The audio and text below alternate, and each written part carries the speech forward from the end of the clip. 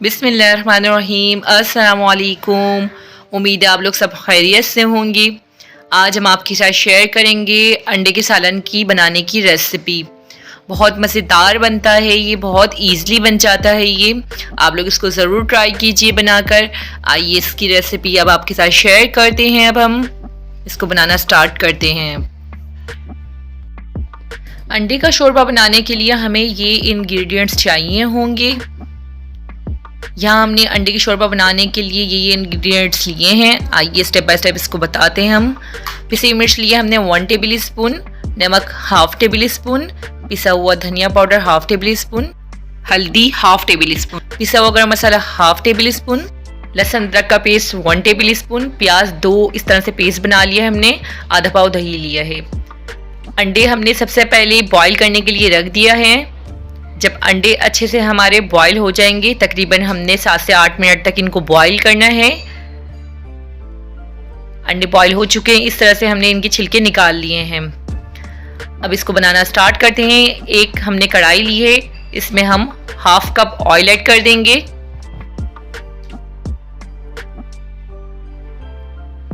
जब ऑयल हमारा गर्म हो जाएगा तब जो हम इसमें ऐड करेंगे, सबसे पहले हम इसमें अंडे ऐड कर देंगे फ्राई करने के लिए। इसी ऑयल में अंडों को हम थोड़ा सा फ्राई कर लेंगे। इसमें थोड़ी सी अंडों में सुर्खी आ जाए। अंडों को फ्राई करने के लिए इसको ऊपर नीचे करते रहेंगे कि ये अच्छी तरह से चारों तरफ से फ्राई हो जाएं। ये देखिए अंडे अब हमारे फ्राई हो चुके हैं। इस तरह से अंडों पर सुर्खी भी आ चुकी है। अब इसको हम एक तरफ कर देंगे। अब इसी ऑयल में हम जो सबसे पहले ऐड करेंगे, हम लहसुन अदरक का पेस्ट ऐड कर देंगे जो 1 टेबल स्पून हमने लिया हुआ है। अब इसमें जो हम ऐड करेंगे, 2 प्याज हमने जो ग्राइंड कर ली थी इस तरह से, ये ऐड कर देंगे। अब इसको अच्छे से हम पहले मिक्स कर लेंगे।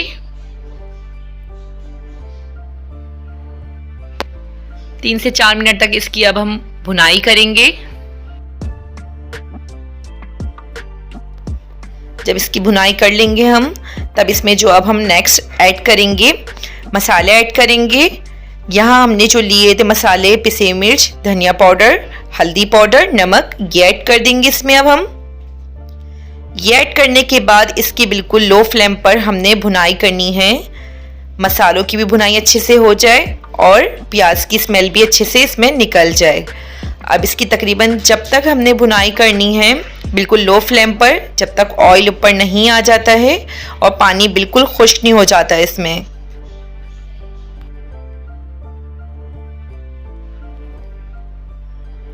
ये देखें बिल्कुल लो फ्लेम पर हमने इसकी भुनाई की है। भुनाई तकरीबन अब कंप्लीट होने पर है इसकी, इस तरह से। अब जो हम इसमें ऐड करेंगे, हमने एक तरफ जो दही लिया हुआ था आधा पाव, ये ऐड कर देंगे इसमें। अब हम दही ऐड करने के बाद इसको अब हम अच्छे से पहले मिक्स करेंगे। जब दही को अच्छे से हम मिक्स कर लेंगे, तब अब हम दही को पकाएंगे तकरीबन 3 से 4 मिनट तक, बिल्कुल लो फ्लेम पर ढक्कन ढककर।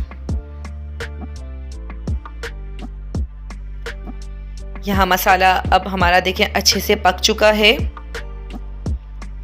और ये दही भी अच्छे से इसमें पक चुका है।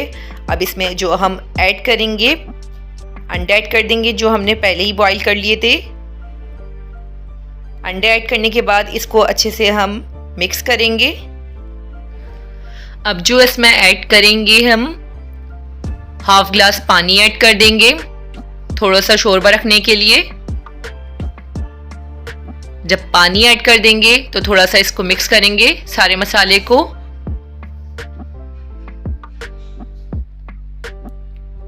जब सब मसाले मिक्स हो जाएंगे अच्छे से, तो तब इसमें अब हम गरम मसाले का पाउडर ऐड कर देंगे लास्ट में। इससे इसका फ्लेवर बहुत ही अच्छा आता है। इसको लास्ट में ही आप लोग यूज़ कीजिएगा, बहुत जायकेदार बनता है सालन। सालन अब हमारा बिल्कुल रेडी होने पर है। अब बिल्कुल धीमी फ्लेम पर इसको हम तकरीबन 1 मिनट के लिए दम पर रख देंगे। गरम मसाले की खुशबू इसमें आ जाए अच्छे से। ये देखिए सालन अब हमारा रेडी हो चुका है बिल्कुल। اب ہم چولہا بند کر دیں گے۔